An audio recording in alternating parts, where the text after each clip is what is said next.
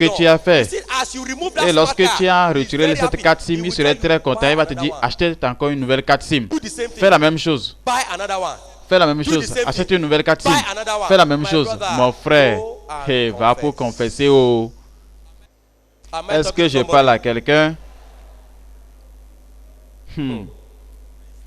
Gloire à Dieu. Et aussi, tu dois restituer tout argent que tu as emprunté de chez un ami et que tu as refusé de lui payer. Va pour le rencontrer. Si tu n'en as pas, va pour le demander pardon. Il faut dire, il faut confesser. Je te demande pardon. L'argent que tu m'as emprunté, j'ai refusé de te donner. Pardonne-moi. Si je trouve, je vais venir te payer cela. Le Seigneur va vous aider à payer. On va aller sur le genre de police numéro 10.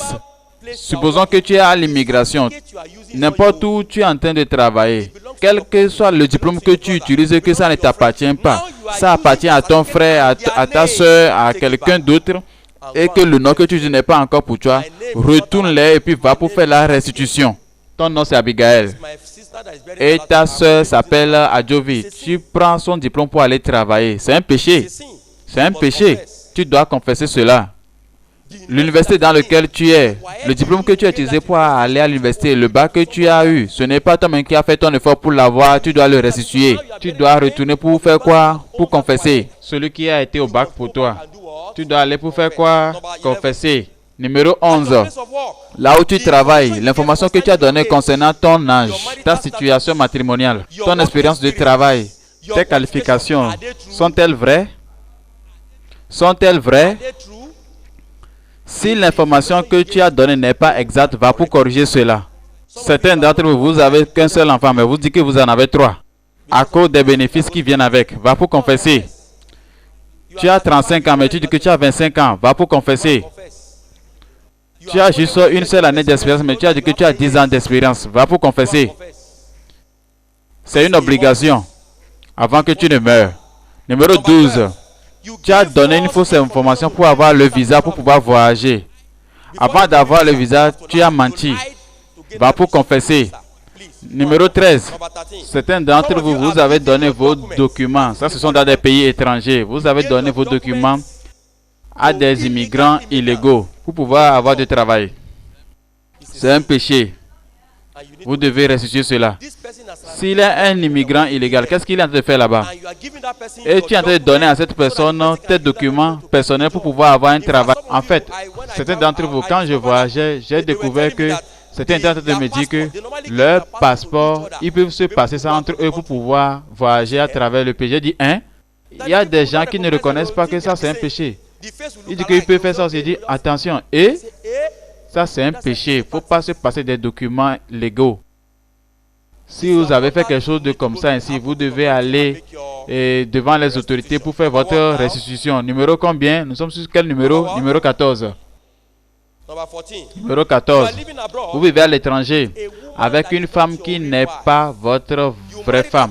Vous avez marié cette femme à l'étranger juste pour avoir le séjour, le visa, juste pour pouvoir avoir ce que tu veux. Tu as fait cela à l'étranger, ta vraie femme est au pays. Tu dois vraiment sortir de ce mariage avant qu'il ne soit trop tard pour toi. Tu dois te restituer cela, tout mariage qui est illégal. Numéro 15. Tu as enceinté une fille. Et on t'a dit que cette fille est enceinte de toi, mais tu as refusé. Et la fille et toute sa famille sont confuses. Va pour confesser parce qu'il ne sait pas ce qu'il doit faire. Et ce que tu as fait est mauvais. Va pour confesser et demande pardon. Ou bien, tu es enceinte, tu sais l'homme qui t'a enceinté, mais tu as menti contre un autre homme et tu as dit que c'est lui qui t'a enceinté, or que c'est un autre homme qui t'a fait cela. Va pour confesser. Va pour confesser. Numéro 16. Tu es dans un second mariage. Ou bien, tu es dans un mariage et l'un des enfants qui est avec toi n'appartient pas à ton mari. Va pour confesser cela à cet homme. Va dire à l'homme. Le numéro 2, l'enfant numéro 2 n'est pas à toi. Gloire à Dieu. Tu as besoin de confesser. Numéro 17. Tu as à ta possession les choses que tu as pris là où tu travailles. Peut-être un livre depuis ton école ou bien ou bien dans ta bibliothèque, tu as volé quelque chose qui ne t'appartient pas. Tu as volé quelque chose à l'église, tu as pris quelque chose à l'église sans leur permission. Va leur dire, monsieur, j'ai pris telle chose quand j'étais au travail, quand j'étais là où tu travailles. Va pour restituer ça, là où tu travailles. Numéro 18. Tu vas au boulot en retard et tu vas pour signer l'heure comme si tu étais à l'heure. Tu es venu à 9h30, mais tu écris 9h10. Qu'est-ce que tu dois faire? Tu dois aller pour confesser et restituer. Et pour corriger cela, si tu veux vraiment aller au ciel, tu dois faire ce genre de choses. Restituer. C'est une obligation. À propos de les vœux ou promesses, numéro 19. Les promesses que tu n'as pas tenues, va pour aller les payer. Numéro 19. Tu es là, tu n'as pas encore payé la dot de ta femme. Va pour aller les payer, mon frère, immédiatement. Maintenant, numéro 4 de notre agenda, la bénédiction de la restitution. Quelles sont les bénédictions de la restitution? Numéro 1.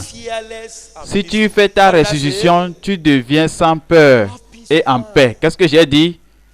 Tu as la paix de l'esprit. Rien ne te trouble. Tu n'as plus peur. Rien ne t'effraie. Tu as la paix. Tu as la paix. Psaume 27, verset 1 à 3. Psaume 27, verset 1 à 3. Il nous a mieux expliqué. Tu deviens sans peur. Numéro 2. Bénédiction de la restitution. C'est que tu auras accès à Dieu. Tu veux prier, tu n'as rien qui va te troubler. Parce que Dieu a la volonté de t'écouter. Psaume 65, verset 6. Psaume 66, verset 18. Psaume 66, verset 18.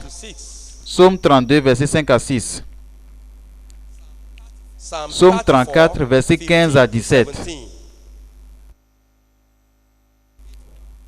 Proverbe 28, verset 1. Proverbe 30, verset 21.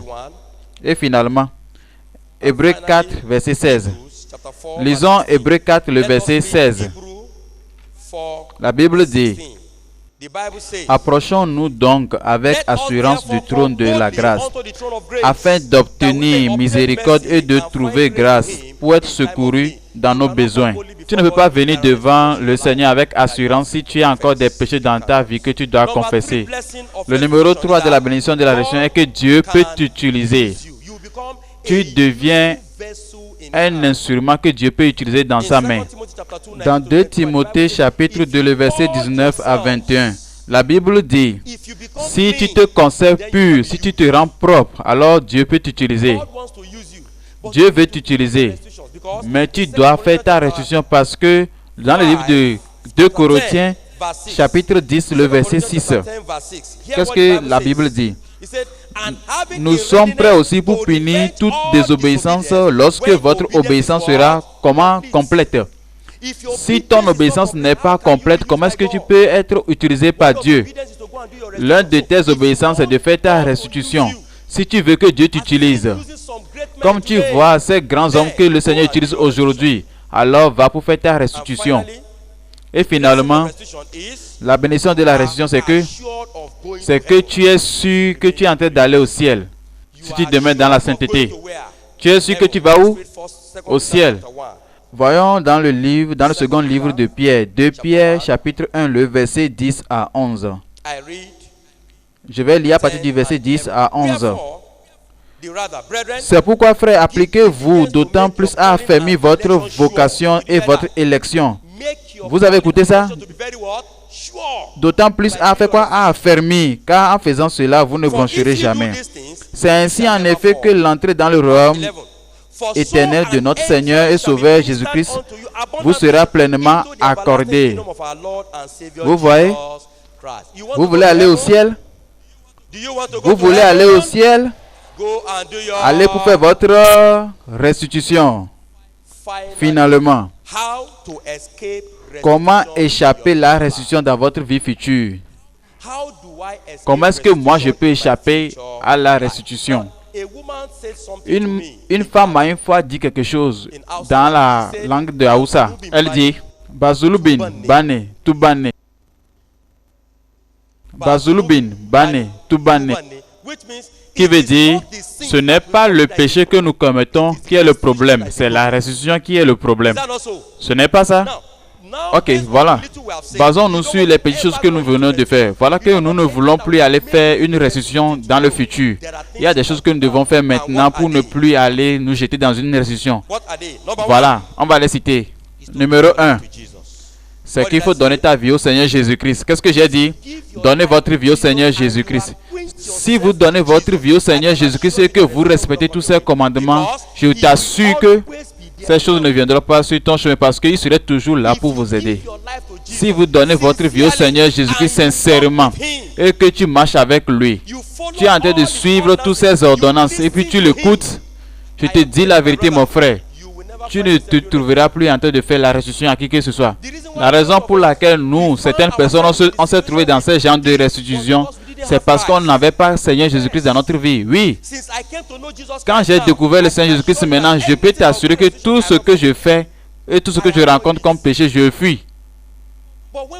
Mais quand on ne savait pas, on trouve les opportunités, on tombe dedans. Donne ta vie au Seigneur Jésus-Christ. Quand tu donnes ta vie au Seigneur Jésus-Christ et tu fais un avec lui, je t'assure qu'il va te guider. Si on prend le livre de Job, chapitre 22, le verset 21. Job 22, verset 21. La Bible dit, attache-toi donc à Dieu et tu auras la paix. Tu jouiras ainsi du bonheur. Attache-toi à Dieu. Attache-toi à Dieu. Tu ne te trouveras pas avec quelques gens de péché. Donne ta vie au Seigneur Jésus-Christ. Attache-toi à Dieu. Donne ta vie au Seigneur Jésus-Christ. Numéro 2. Les choses que tu dois faire pour échapper à la restitution dans le futur. Il faut te donner, t'attacher à des études profondes de la Bible. Il faut étudier constamment la Bible. Il faut étudier quoi? La Bible. Il faut laisser vos trucs de Facebook, Twitter, les choses qu'il y a sur Internet là. Donne plus de temps à lire la Bible, à lire plus, à découvrir plus les secrets dans la Bible. Rentrez directement dans la Bible. Vous avez les applications de la Bible, c'est vrai. Et quand vous allez voir, il a dit que tu ne dois pas fumer. Oui, c'est vrai, c'est dans la Bible. Mais la Bible a été très claire. Tout ce qui a été interdit ne doit pas rentrer dans le royaume des cieux. La cigarette est un interdit. Donc tu dois savoir que tu ne dois pas fumer. Si tu lis ta Bible, tu vas découvrir beaucoup de secrets. Tout ce qui va te faire pécher contre Dieu, tu vas découvrir ça dans la Bible. Et tu ne le feras plus. Parce que tu vas voir l'homme de Dieu à travers ses paroles.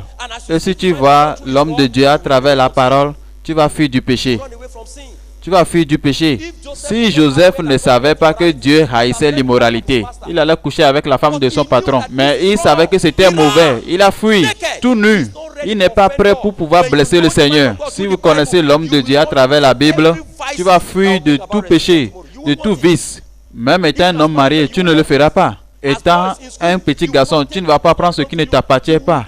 Tu vas marcher dans la peur. Tu auras peur tous les jours. Tu as dit que la Bible a dit ci, la Bible a dit ça. Donc tu vas fuir tout ce qui ne te concerne pas pour ne pas tomber dans la restitution. Écrivez 1 Pierre chapitre 2, le verset 2.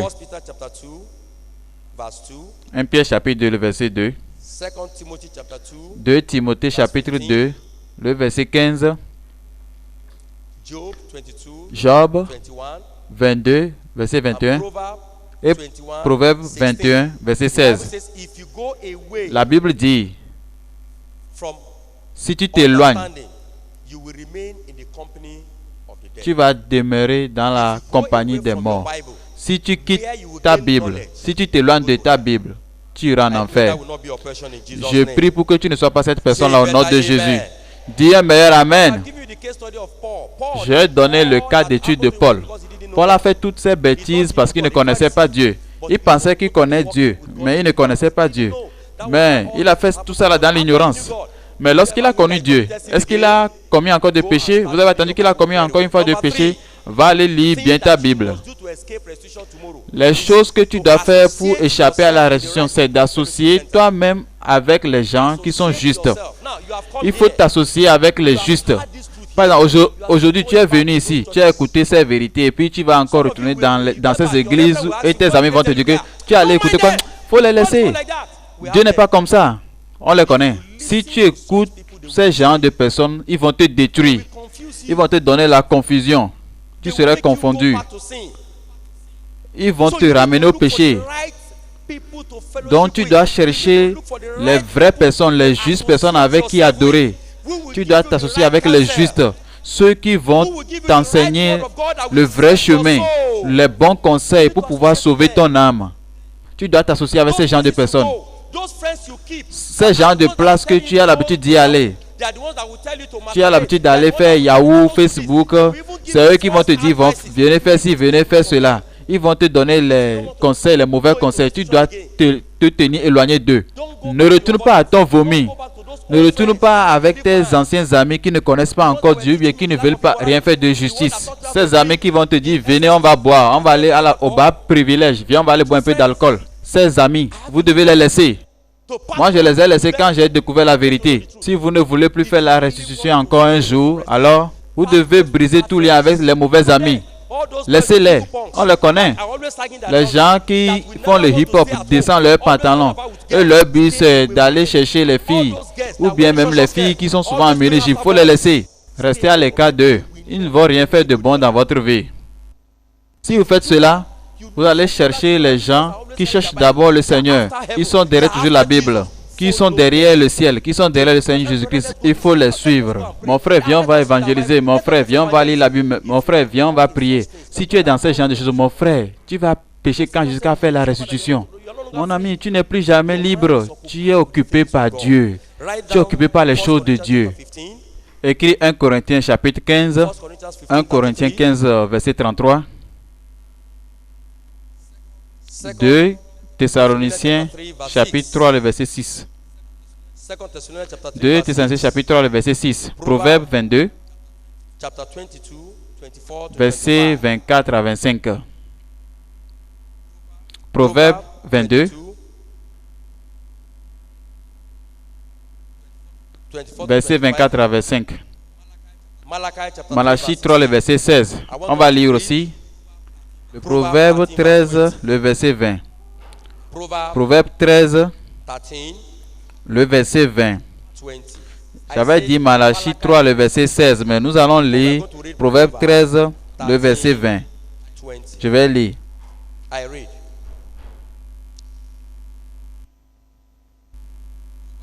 Proverbe 13, le verset 20. Celui qui fréquente les sages devient quoi? Sage. Mais celui qui se plaît avec les insensés en trouve quoi? Le mal. Ne suis plus ces gens de personnes. Dis à ton voisin, il ne faut plus suivre ces gens de personnes, ces mauvais amis. Numéro 4. Les choses que nous devrons faire. Nous devons chercher les conseils de Dieu dans les situations difficiles pour les enfants de Dieu.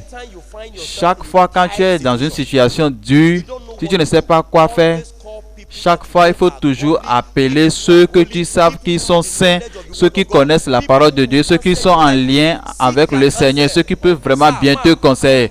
Oh, monsieur, s'il vous plaît, je suis dans telle situation. Qu'est-ce que je peux faire dans cette situation? Ils vont bien te conseiller. Ils vont te dire ce que tu dois faire. Un conseil venant de Dieu que tu peux recevoir peut t'empêcher de faire une restitution encore un jour. Tu vas trouver cela dans 1 Samuel chapitre 25, de 21 à 31. Quand Roboam, deux personnes lui ont conseillé, il a choisi le mauvais conseil. Et Israël a été divisé. Et Jéroboam a induit Israël en erreur. Cherche les gens qui peuvent te donner de bons conseils, ce qui peut aider ton futur. Tu ne vas pas te trouver en train de faire une restitution parce que les gens t'ont bien conseillé. Abigail a bien conseillé David. David, si tu fais ce que tu veux faire maintenant, quand tu seras roi, tu vas regretter cela. David a apprécié cela. Vous avez besoin des bonnes personnes pour te donner de bons conseils. Écrivez 1 Roi chapitre 12, le verset 6 à 16. 1 Roi chapitre 12, le verset 6 à 16. Vous avez besoin du bon conseil pour que vous ne puissiez pas regretter demain. Avant de prendre une décision dans la vie, Soyez sûr que vous avez été bien conseillé. Proverbe 15, verset 22 et Proverbe 11, verset 14. Proverbe 15, verset 22, Proverbe 11, verset 14. Finalement, la dernière chose que vous devez faire, c'est de vivre une vie constante de prudence. Et vous devez être conscient. Qu'est-ce que j'ai dit? Vous devez vivre une vie constante, consciente de prudence. Et surtout dans la peur du Seigneur, dans la crainte du Seigneur. Vous devez vivre constamment ainsi. Vous êtes tellement conscient de tout ce qui tourne autour de vous. Vous êtes conscient de l'enfer et du ciel. Vous ne voulez pas aller en enfer et vous voulez aller au ciel. Et vous êtes très prudent. Vous, dans vos études, vous êtes prudent. Dans votre famille, vous êtes prudent. Et tout ce que vous êtes en train de faire, vous évitez de tomber dans quelques pièges du diable. Vous êtes très, très, très prudent. Très prudent. C'est ce que Dieu veut que vous fassiez. Il veut que vous ayez la crainte de lui. Vous avez peur. Mon père m'a conté une histoire d'un homme qui voulait voler une mouton. Il a apporté avec lui ses 4 enfants. Et puis il a placé un ici. Il a placé un ici. Il a encore placé un encore ici, dans les 4 coins. Et lui-même, il est allé au milieu pour pouvoir détacher le mouton. Et s'il y a quelqu'un qui vient, venez pour m'avertir, pour qu'on puisse courir. Il est allé au milieu de la maison et puis le dernier enfant est venu pour le toucher. Il a dit, papa, quelqu'un regarde ici, quelqu'un regarde ici, quelqu'un regarde ici, quelqu'un regarde ici. Mais maintenant, qui nous regarde d'en haut? Gloire à Dieu. Quelqu'un te regarde depuis là-haut. Comment est-ce que tu peux te cacher devant sa face? Est-ce que vous pouvez cacher sa face? Un pasteur nous a rapporté l'histoire d'un frère qui a visité un de ses frères à la maison. Son frère était en train de compter beaucoup d'argent et il a oublié quelque chose à la maison. Il a couru très vite, il est rentré dans la maison pour faire quelque chose vite et revenir. Satan est venu vers son frère. Il a dit, tu vois l'argent? Prends un, prends un. Il ne le saura pas. Prends un peu. Le frère a dit non. Il dit prends. Il a dit prends. Il a dit Et quand le diable mettait plus de pression, il a crié non. Et son frère a couru très fort. Il est venu pour dire que mon frère, qu'est-ce qui arrive? Qu'est-ce qui arrive? Il dit que Satan veut que je vole ton argent. Gloire à Dieu. Ça, c'est un homme qui est prudent. Il est conscient. Il a peur. Cet homme n'est pas ici avec moi, mais Dieu est avec moi. Si Dieu est avec toi, pourquoi est-ce que tu as